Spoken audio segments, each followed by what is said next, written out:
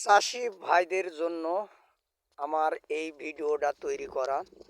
যে যে সকল চাষি ভাইরা পেঁয়াজের চাষ করতে চান, অবশ্যই বেড করে পেঁয়াজের চাষগুলো করবেন। এ ধারণার ভাবে বেড করলে পারে আপনারা সবাই সফলতা অর্জন করতে পারবেন। আর আমাদেরকে লক্ষ্য রাখতে হবে অবশ্যই বেড বেড করে চাষ করতে হবে, কারণ বেডগুলো থাকলে আমাদের সব দিকেই সুবিধাজনক হয়। এবং এই বেড থাকলে পারে আমরা পেঁয়াজগুলির ভিতরে ক্ষতি কম হয়, পেঁয়াজের অনেকটা পরিমাণের ক্ষতি কম হয়। এবং বেড করলে পারে পেঁয়াজ সেচ দিতে এবং সার এবং রাসায়নিক ব্যবহার করতে এবং বিষ ব্যবহার করতে অনেক সুবিধাজনক হয়। আমরা যে সকল বন্ধুরা পেঁয়াজ চাষ করি, অবশ্যই সে চাষি ভাইদের জন্য আমার এই ভিডিওটা তৈরি করা। অবশ্যই মনে রাখতে হবে। এবং যে সকল বন্ধুরা চাষ করতে পারেন না, আপনি চাইলে পারে এই পেঁয়াজের ভিতরেই পাটের সময় আপনি এই পেঁয়াজের ভিতরেই পাট বুনতে পারবেন এবং পাট চাষ করতে পারবেন। যে সময় পাটটা বোনার টাইম হবে, এই পাটটা এই পেঁয়াজের ভিতরেই বুনে দিয়ে সৌন্দর্যভাবে আপনি নিড়ান দেয়া অথবা টিংরি কোদাল দেয়া ছোট ছোট করে মাটি কোবায়া আপনারা পেঁয়াজ চাষ করতে পারেন। পেঁয়াজের ভিতরে আবার পাটও চাষ করতে পারেন। তাই যে সকল বন্ধুরা পেঁয়াজ চাষ করতে পারেন না, অবশ্যই এইভাবে বেড রেখে আপনারা পেঁয়াজের চাষ করবেন। এবং সফলতা অর্জন করতে হলে পারে আমাদেরকে এভাবেই পেঁয়াজের চাষ করতে হবে। এবং পেঁয়াজ আমাদের একটি মৌসুমি ফসল, যা এই ফসল থেকেই আমরা উৎপাদন করতে পারি। যে অনেক পরিমাণের পেঁয়াজ এভাবে আমরা চাষ করলে পারে আমাদের 33% 1 বিঘা আমরা এভাবে চাষ করলে পারে 100 থেকে 120 মণ হারে পেঁয়াজ পেতে পারেন। আবার এই সম্পদ আমাদের সম্পদ মৌসুমি ফসল হিসাবে উপার্জন করতে পারি এবং অর্থ আয় করতে পারি। প্রচণ্ড পরিমাণের একটা লাভজনক চাষ পেঁয়াজের চাষ। তাই আমি বলবো যে আমরা যে সকল বন্ধুরা পেঁয়াজ লাগাই এবং যে সকল চাষি ভাইয়েরা পেঁয়াজ লাগায়, আমরা অনেকেই পেঁয়াজ লাগাইতে অক্ষম হয়। অনেকেই পেঁয়াজ থেকে আমরা অনেক পরিমাণ ক্ষতিস্থলে পড়ি এবং পেঁয়াজ আমরা ভালো উৎপাদন করতে পারি না।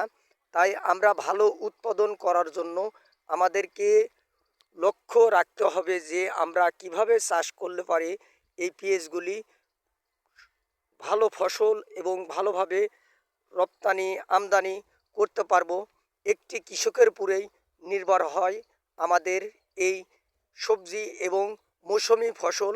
একটি কৃষক যখনই লাভজনক করতে পারে তখনই একটি ফসলের প্রতি একটা লাভজনক ফসলের প্রতি আগ্রহী থাকে। তাই আমি বলবো যে সকল চাষি ভাইরা আছেন অবশ্যই এইভাবে বেড করে চাষ করবেন। এই পেঁয়াজের বয়স অনলি মাত্র আজকে 29 দিন। তাই 29 দিনের পেঁয়াজের গাছ দেখে আপনারা হয়তোবা কোনো ভাই এবং বোনেরা মনে করতে পারেন এবং আমার চাষি ভাইরা মনে করতে পারেন যে আসলেও এভাবে কিভাবে সম্ভব। আপনাদের পক্ষেও যে সকল বন্ধুরা এবং আমার কৃষক ভাইয়েরা এবং চাষি ভাইয়েরা জানেন না, অবশ্যই আপনাদেরকে এভাবে বেড করে আপনাদের চাষ করতে হবে। তাহলেই আপনারা সবাই সফলতা অর্জন করতে পারবেন। এবং পেঁয়াজ চাষ আমাদের যাতে প্রচুর পরিমাণের একজনের উৎসাহ দেখে যেন ভালো ফলাফল দেখে যেন একজন ভাই আরও আগ্রহ করে যেন আমরা সবাই পেঁয়াজ চাষ করি। অবশ্যই আপনারা লক্ষ্য রাখতে হবে যে আমরা কিভাবে চাষ করলে পারে অনেক দেশে এবং অনেক জায়গায় জানে না যে আসলেও আমরা পেঁয়াজ কিভাবে চাষ করি। তাই আমি সকল কৃষক এবং চাষি ভাইদেরকে বলবো যারা কৃষিকাজ করেন তারা অবশ্যই দেখে লক্ষ্য রেখে যে একজন কৃষক যে কাজ করে এই কাজের উপরে দক্ষতা দেওয়ার পরেও আপনারা চাইলে এইভাবে বেড অবশ্যই এভাবে আপনাদেরকে সফলতা অর্জন করতে হলে এভাবে বেড দিতে হবে এবং বেডগুলোর দিকে লক্ষ্য রাখতে হবে। এই বেডগুলো এভাবে দিলে আপনি সব দিকেই সুবিধাজনক হবে সেচ দিতে, এবং পানি প্রচণ্ড পরিমাণের আর কি পানি দিতে হয়। তো পানির পরিমাণের হিসাবে আপনাদেরকে লক্ষ্য রাখতে হবে যে যাতে আমরা সবাই এই পানি দেওয়ার জন্য এবং বেডে যাতে আমাদের কোনো ক্ষতি না হয় এবং প্রত্যেকটা বেডে যাতে পানি ঢোকে, এবং আমরা প্রত্যেকটা বেডে রাসায়নিক বিষ ব্যবহার করার কালে অবশ্যই খেয়াল রাখতে হবে যে আমাদের কখনো যেন গাছে পোকা না লাগে। আপনারা যে সময় লাগাবেন, লাগানোর পরের দিন পানি দেওয়ার পরেই আপনাকে 3 দিন পরে লক্ষ্য রাখতে হবে যে পোকা মারা বিষ এবং গাছকে শক্ত করার জন্য রাসায়নিক ব্যবহার করতে হবে। 7 দিন পরে আপনি পেঁয়াজের গাছের গোড়া একটু লড়াই দিতে হবে এবং যাতে গাছগুলো সোজা হয়। আর আপনার যখনই 12 দিন 15 দিন সময় হয়ে যাবে তখন আপনাকে পানি দিতে হবে, এবং যখন 17 দিন বয়স হবে তখন আপনাকে সেচ দিয়ে দিতে হবে।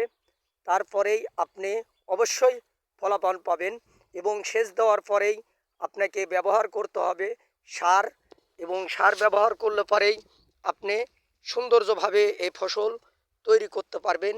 এবং এই ফসল আমাদের যে সৌন্দর্যভাবে যাতে আমরা করতে পারি, তাই চাষি ভাইকে বলবো যে আসুন আমরা সবাই এবং মৌসুমি ফসল হিসাবে আমরা এই পেঁয়াজের চাষ করি, যাতে আমাদের পেঁয়াজ চাষ থেকে যাতে আমরা কিছু দেশে এবং রপ্তানি করতে পারি, আমদানি করতে পারি, এবং অনেক কৃষক ভাইয়েরা পেঁয়াজ চাষ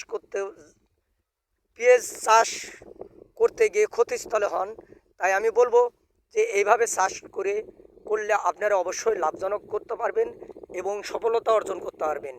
তাই সকল আমার কৃষক ভাইদেরকে বলবো এবং চাষি ভাইদেরকে বলবো যে অবশ্যই পেঁয়াজ এভাবে চাষ করলে পারে আমরা সবাই সফলতা অর্জন করতে পারবো এবং চাষগুলো ভালো হবে এবং ফলন ভালো হবে।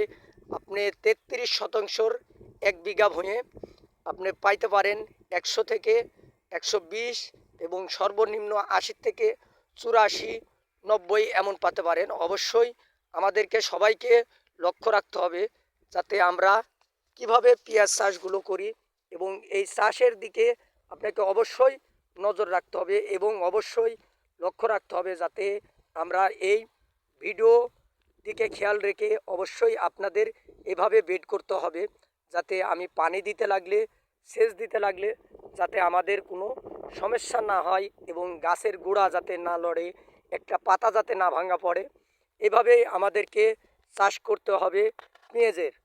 আসলেও অল্প দিনে আপনি চাইলে পারে আপনি 90 দিনের আগেই পেঁয়াজ আপনার ঘরে তুলতে পারেন। তবে 90 দিনের আগে তুলতে হলে আপনাকে অনেক পরিশ্রম করতে হবে এবং মাটিটাকে নড়াতে হবে এবং পেঁয়াজের গাছটাকে ভালো রাখতে হবে। লক্ষ্য রাখতে হবে যাতে আমাদের পেঁয়াজের চারা কখনো যাতে না মরে যায়, পাতা না মরে, অবশ্যই সেদিকে আমাদেরকে লক্ষ্য রাখতে হবে। সময় মতন আপনাকে সেচ দিতে হবে। আপনাকে 4 বারও সেচ দিতে হতে পারে, 3 বারও দিতে হতে পারে। তারপরেও আপনারা সবাই যে সকল বন্ধুরা পেঁয়াজের চাষ করবেন, আমি সে সকল বন্ধুদের কাছে অবশ্যই অনুরোধ রাখব যে সবাই এইভাবে চাষ করবেন যাতে আমরা আমাদের দেশের পেঁয়াজ রপ্তানিটা আমরা বেশি করতে পারি। এবং যে সকল বন্ধুরা জানেন না, এবং অবশ্যই আমার চ্যানেলটাকে সাবস্ক্রাইব করে রাখবেন। আমি আপনাদের মাঝে নতুন নতুন ভিডিও নিয়ে এবং নতুন নতুন উৎপাদন এবং নতুন নতুন উদ্দেশ্য নিয়ে আপনাদের কাছে আমি হাজির হব, এবং আমি আপনাদেরকে প্রত্যেকটা পাই টু পাই পেঁয়াজ কীভাবে করা লাগে। এবং দেখেন এপাশে আরেকটা আছে, এপাশে আমার এই ক্ষেত থেকে অল্প বয়সের অনলি মাত্র 15 দিন বয়সের আরেকটি চারা দেখেন, এপাশে 15 দিনকার বয়সের চারা পড়াই আপনার এই চারার সাথেই আপনার একবারে কোয়ালিটি ধরে গেছে। দেখায় আপনাকে আমি সবভাবেই আপনাদেরকে নিয়ে এসে দেখাবো যে আসলেও কতটুকু পরিমাণে এবং কেমন হয়েছে, চারাগুলোর কালার কেমন হয়েছে। এই যে এই পাশের এই ক্ষেতে অনলি বয়স 15 দিন চলে, অনলি বয়স 15 দিন চলে। দেখেন এই পাশের ক্ষেতে থেকে এই পাশের ক্ষেতের চারাগুলো অবশ্যই একটু ছোট থাকলেও কালার দেখেন অবশ্যই ছোট গাছ হলেও অনলি বয়স 15 দিন। এবং আমরা যে চাষগুলো করি অবশ্যই লক্ষ্য রাখতে হবে এইভাবে প্রত্যেকটা গাছ প্রত্যেকটা বেডে এভাবে চারা দিতে হবে এবং প্রচণ্ডভাবে চারা এভাবেই বেড দিলে পারে আপনারা প্রচণ্ডভাবে সফলতা অর্জন করতে পারবেন। এ পাশে থেকে আমরা যদি এইভাবে চাষ করি অবশ্যই আমরা সফলতা অর্জন করতে পারবো। এবং যে সকল বন্ধুরা আমার চ্যানেলটা সাবস্ক্রাইব করেন না অবশ্যই আমার চ্যানেলটা সাবস্ক্রাইব করে পাশে থাকবেন এবং আমি নিত্য নতুন আপডেট দেওয়ার জন্য চেষ্টা করব। আপনাদের ভালো লাগলে পারেই আমি হয়তোবা আপনারা আপনাদের ভালোবাসা পেলেই আমি নতুন নতুন ভিডিও এবং নতুন নতুন আপডেট আপনাদেরকে দিতে পারবো। সবাই একটু পাশে থাকবেন ভালোবাসা দিয়ে, যাতে আপনাদের পাশে থাকতে পারি, নতুন নতুন কন্টেন্ট তৈরি করে আপনাদের উপহার দিতে পারি এবং কৃষকের পাশে থাকতে চাই। সবাই ভালো থাকবেন, সুস্থ থাকবেন। আল্লাহ হাফেজ।